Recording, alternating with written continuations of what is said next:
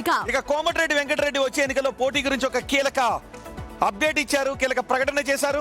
వచ్చే ఎన్నికల్లో భారీ మెజారిటీతో గెలిపిస్తేనే, మళ్ళొకసారి వినండి, వచ్చే ఎన్నికల్లో భారీ మెజారిటీతో గెలిపిస్తేనే తాను అక్కడి నుండి పోటీ చేస్తారని అంటున్నారు మంత్రి కోమటిరెడ్డి వెంకటరెడ్డి. ఎమ్మెల్యేగా మంత్రిగా పనిచేసిన తనకు సొంత ఇల్లు కూడా లేదు అని, ప్రస్తుతం అద్దె ఇంట్లోనే ఉంటున్నాను అని, ఆస్తులేమీ కూడబెట్టుకోలేదు అని మంత్రి కోమటిరెడ్డి అన్నారు. వారసత్వంగా వచ్చిన భూమి మాత్రమే ఉందని చెప్పుకొచ్చారు. ఒక్కసారి గెలిస్తే కొందరు ప్రజాప్రతినిధులు ప్రజలను మర్చిపోయి ఫామ్ హౌస్లకే పరిమితమైపోతారని కమెంట్ కూడా చేశారు. భారీ మెజార్టీతో గెలిపించాలి అంటున్న కోమటిరెడ్డి ఇంటెన్షన్ ఏంటి అనే దానిపై ప్రస్తుతం తెలంగాణ రాజకీయాల్లో చర్చ జరుగుతుంది. మా ప్రతినిధి రమేష్ ఉన్నారు పూర్తి సమాచారం అందించడానికి. రమేష్, కోమటిరెడ్డి వెంకటరెడ్డి ఈ వ్యాఖ్యల ఉద్దేశం ఏంటి? ఆయన ఏ సందర్భంలో ఈ వ్యాఖ్యలు చేశారు? ప్రతి ఒక్కరికి కూడా తెలిసిందే, సీనియర్ పొలిటీషియన్స్ అంతా కూడా ఇది ఒక సెంటిమెంట్, ఎన్నికల ట్రిక్ అని తెలుసు. ప్రతిసారి కూడా వారంతా కూడా మీరు పోటీ చేయమంటేనే చేస్తాం, వచ్చే ఎన్నికల్లో పోటీ చేయను అని కూడా చాలా వరకు మీరు కూడా చూస్తున్నారు. ఒక 20-30 సంవత్సరాల నుంచి కూడా ప్రతి రాజకీయ నాయకుడు చెప్పే మాటలే. అందులో భాగంగానే మంత్రి కోమటిరెడ్డి వెంకటరెడ్డి కూడా నిన్న నల్గొండ నియోజకవర్గంలో పర్యటిస్తూ 5 పర్యాయాలు ఎమ్మెల్యేగా మంత్రిగా మీకు అన్ని కూడా ఏ పనులు కావాలన్నా, అభివృద్ధి కావాలన్నా మీకు అందుబాటులో ఉంటున్నా, నిత్యం ఉంటున్నా.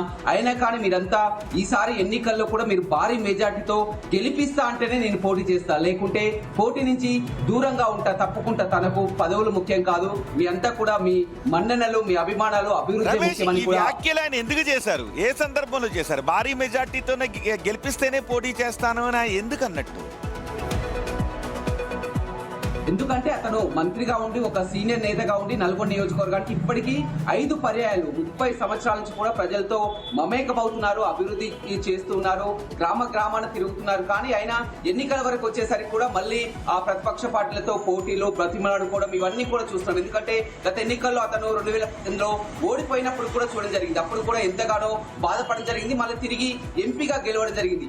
ఈసారి కూడా అతను అదే విషయం చెప్తున్నారు, మీకు ఏం కావాలన్నా చేస్తున్నా, అడగండి చేస్తాను. కానీ మళ్ళీ ఇప్పుడు ఎన్నికలకు వచ్చే టైంకి మీరు సరైన నిర్ణయం తీసుకోకపోతే మీరు పోటీ చేస్తామని, భారీ మెజార్టీతో గెలిపిస్తామని నాకు హామీ ఇస్తేనే పోటీ చేస్తాను, లేకపోతే నాకు పదవులు అవసరం లేదు, పోటీ నుంచి తప్పుకుంటా అనేటువంటి వ్యాఖ్యలు చేయడం జరిగింది. ఒక కోమటిరెడ్డి వెంకటరెడ్డి కాదు, చాలా వరకు రాజకీయ నాయకులు ఇదే అస్త్రంగా చెప్తుంటారు. ఒక ఎన్నికల ట్రిక్ అని చెప్పొచ్చు, ఒక సెంటిమెంట్ అస్త్రంగా అని చెప్పొచ్చు. ఆ వ్యాఖ్యల్ని మంత్రి కోమటిరెడ్డి వెంకటరెడ్డి కూడా నల్గొండలో ప్రస్తావించడం జరిగింది. ఎందుకంటే అందరూ కూడా చెప్తున్నప్పుడు గత ఎన్నికల్లో కూడా ఆయన ఇంచుమించు 54 ఓట్ల మెజార్టీతో గెలిచారు.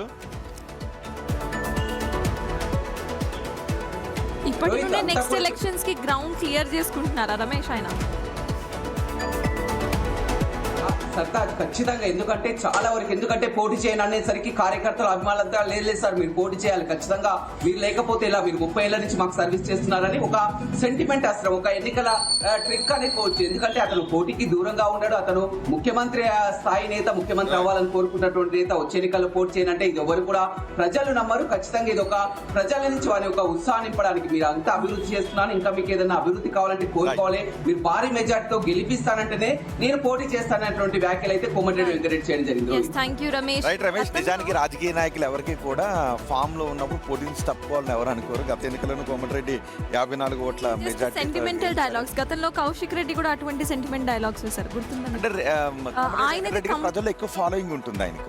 అక్కడికి వచ్చిన తర్వాత జనాలు ఇంకా ఉత్సాహపరచడానికి, ఇంకా మెజార్టీ ఎక్కువ కైవసం చేసుకోవడానికి. సో ఇప్పుడు నుండే గ్రౌండ్ ను సెట్ చేసుకుంటున్నట్టు కనిపిస్తుంది ఒక సెంటిమెంట్ అస్త్రంతో.